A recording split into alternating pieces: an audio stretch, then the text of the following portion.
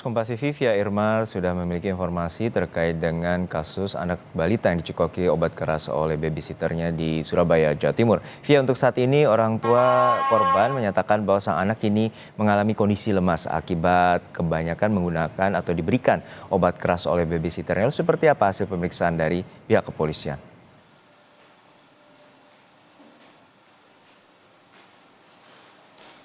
Juno dan juga saudara, berdasarkan hasil pemeriksaan kesehatan di laboratorium yang telah dilakukan oleh Polda Jawa Timur menyatakan bahwa dua jenis obat yaitu dexamethasone dan juga pronisi ini merupakan obat yang berbahaya dan mengandung steroid, apalagi penggunaannya tanpa ada hasil pemeriksaan dan juga pengawasan dari dokter ahli. Karena apa? Karena ini merupakan obat yang berbahaya dan bisa memicu efek samping yang cukup panjang, apalagi penggunaannya dilakukan oleh seorang bayi yang masih berusia 2 tahun. Efek samping yang ditimbulkan diantaranya adalah adanya gangguan pertumbuhan pada anak, salah satunya yaitu anak yang tumbuh seolah-olah gemuk, padahal sebenarnya ada gangguan hormonal yang dialami oleh anak tersebut di dalam tubuh. Lalu kemudian juga terjadi gangguan pada organ-organ tertentu di dalam tubuh, khususnya lambung. Oleh karena itu, dari Bidokes Polda Jawa Timur memastikan bahwa obat ini berbahaya dan tidak boleh digunakan oleh siapapun dan juga digunakan dimanapun tanpa ada hasil pemeriksaan kesehatan oleh dokter ahli, dan penggunaannya pun juga harus dalam pengawasan oleh dokter ahli tersebut.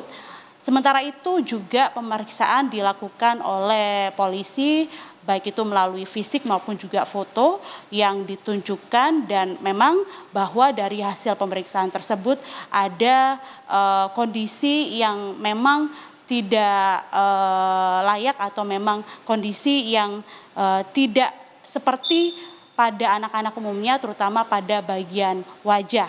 Oleh karena itu saat ini bayi yang berusia 2 tahun tengah menjalani perawatan dan memang tidak bisa diberhentikan secara total penggunaannya, jadi dosisnya itu harus dikurangi lambat laun dan baru kemudian bisa diberhentikan secara total.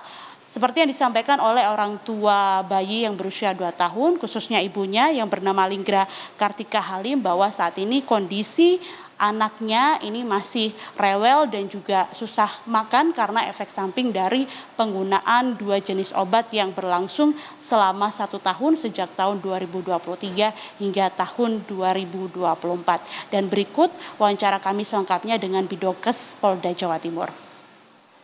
Pasir itu memang tidak bisa kita gunakan secara sembarangan, nanti akan timbul yang namanya penyalahgunaan steroid atau steroid abuse.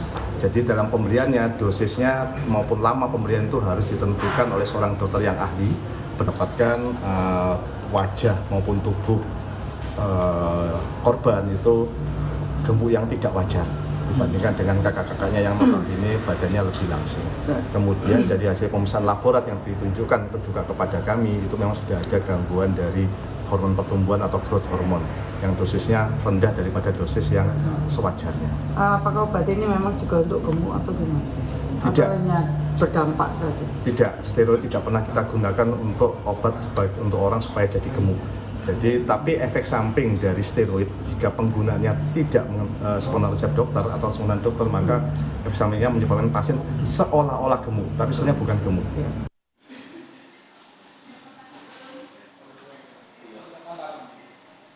Jadi sekali lagi ditegaskan bahwa dua jenis obat yang mengandung steroid ini bukanlah obat penggemuk badan, obat untuk penambah nafsu makan. Jadi sangat berbahaya kalau misalnya penggunaannya tanpa ada aturan dari dokter. Dan biasanya obat-obatan yang mengandung steroid ini digunakan untuk obat anti alergi, obat autoimun, dan juga obat-obat lainnya yang berkaitan dengan daya tahan tubuh. Dan tentu saja dengan catatan penggunaannya harus dalam pengawasan dokter, mulai dari dosis yang diberikan serta jangka waktu penggunaan dari obat yang mengandung steroid ini. Juno. Ya, Via, untuk saat ini tersangka babysitter sempat mengaku bahwa untuk memberikan obat keras ini dari informasinya berasal dari sesama rekan babysitter. Lalu seperti apa penelusuran dari pihak kepolisian terkait dengan informasi ini?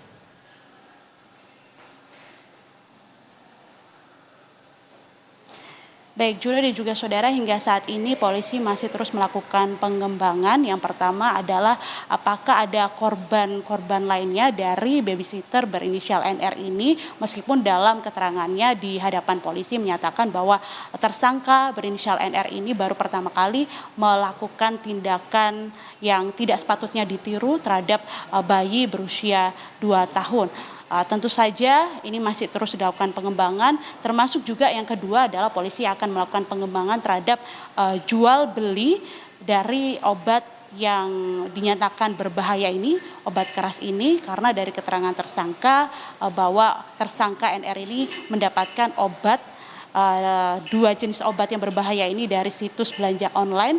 Nah, nanti dari polisi akan terus melakukan pengembangan mengapa obat-obatan keras, obat-obatan yang mengandung bahan-bahan berbahaya ini bisa diperjualbelikan secara bebas di situs online dan bahkan juga bisa didapatkan serta digunakan secara bebas tanpa ada pengawasan dari dokter. Jadi dua hal ini akan terus dilakukan pengembangan oleh polisi. Namun meski begitu, tentu ini menjadi evaluasi bagi kita semuanya, mulai dari yayasan yang menaungi ART maupun juga babysitter untuk lebih memperketat lagi orang-orang yang diterima dan juga disalurkan kepada masyarakat, serta juga evaluasi bagi orang tua agar tidak mudah percaya memberikan obat-obatan kepada anaknya yang dilakukan oleh babysitter atau ART secara sembarangan. Jadi perlu ada pengawasan secara ketat juga dari orang tua. Juno.